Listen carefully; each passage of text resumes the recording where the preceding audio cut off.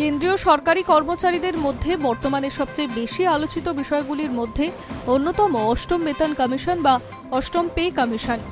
কেন্দ্র সরকার ইতিমধ্যেই অষ্টম পে কমিশনের গঠনের ঘোষণা করেছে, তবে কমিশনের সুপারিশ কার্যকর হতে এখনো কিছুটা সময় লাগবে বলেই মনে করা হচ্ছে। ফলে নতুন বেতন কাঠামো কবে থেকে কার্যকর হবে তা নিয়ে কর্মচারীদের মধ্যে কৌতূহল ও অপেক্ষা দুইই বাড়ছে। অন্যদিকে পশ্চিমবঙ্গের বিজেপি সরকার ক্ষমতায় আসার পর রাজ্যের সরকারি কর্মচারীদের জন্য সপ্তম পে কমিশন চালুর ঘোষণা করা হয়েছে বলে বিভিন্ন মহলে আলোচনা শুরু হয়েছে। যদিও এখনো পর্যন্ত এই বিষয়ে কোনো আনুষ্ঠানিক সরকারি বিজ্ঞপ্তি প্রকাশ করা হয়নি, ফলে রাজ্যের সরকারি কর্মীদের একাংশের মধ্যে অনিশ্চয়তা ও প্রশ্ন তৈরি হয়েছে। তারা জানতে চাইছে ঘোষণার পর বাস্তবে কবে থেকে নতুন বেতন কাঠামো কার্যকর হবে এবং তার সুফল কবে হাতে পাবেন সরকারি কর্মচারীরা। অন্যদিকে কেন্দ্রীয় সরকারের কর্মীদের জন্য অষ্টম পে কমিশন কার্যকর হওয়ার সম্ভাবনা নিয়ে বিভিন্ন মহলে জোর আলোচনা শুরু হয়েছে। অন্যদিকে সংবাদ মাধ্যমের একটি প্রতিবেদন সূত্রে খবর 2027 সালের মাঝামাঝি সময়ে অষ্টম বেতন কমিশনের সুপারিশ কার্যকর হতে পারে, যদিও কেন্দ্রীয় সরকারের পক্ষ থেকে এখনো নির্দিষ্ট কোনো সময়সীমা ঘোষণা করা হয়নি।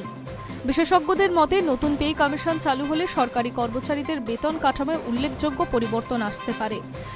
ফিটমেন্ট ফ্যাক্টর বৃদ্ধির ফলে মূল বেতন অনেকটাই বাড়তে পারে।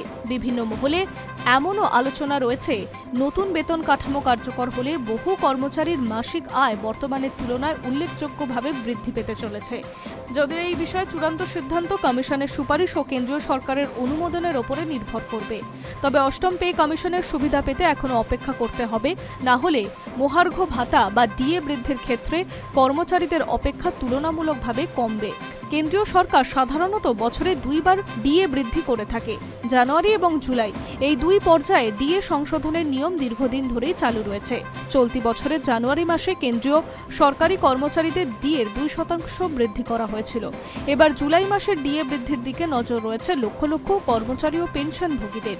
বিভিন্ন প্রতিবেদনে দাবি করা হচ্ছে জুলাইয়ে 2026 থেকে কার্যকর হওয়া ডিএর 2 থেকে 3% পর্যন্ত বাড়তে পারে। যদিও এই বিষয়ে এখনো কোনো সরকারি ঘোষণা করা হয়নি, তবে ডিএ নির্ধারণ করা হলে all India consumer price index for industrial ওয়ার্কার্সের সূচকের ভিত্তিতে জুন মাসের মূল্য সূচকের তথ্য প্রকাশের পরেই জুলাইয়ের ডিএ বৃদ্ধির চূড়ান্ত সিদ্ধান্ত হবে। এরপর কেন্দ্রীয় মন্ত্রিসভার অনুমোদনের মাধ্যমে ডিএ বৃদ্ধির ঘোষণা করা হবে। সরকারি সূত্রে আনুষ্ঠানিক ঘোষণা এখনো না এলেও কর্মচারীদের আশা চলতি বছরের দ্বিতীয়ার্ধে ডিএ বৃদ্ধির সুখবর মিলবে। পাশাপাশি অষ্টম পে কমিশনের কাজ দ্রুত এগোবে বলে প্রত্যাশা করছে তারা। ফলে আগামী কয়েক মাস সরকারি কর্মচারীদের জন্য বেতন ও ভাতা সংক্রান্ত একাধিক গুরুত্বপূর্ণ সিদ্ধান্তের সাক্ষী হতে পারে গোটা দেশ। Hi news network.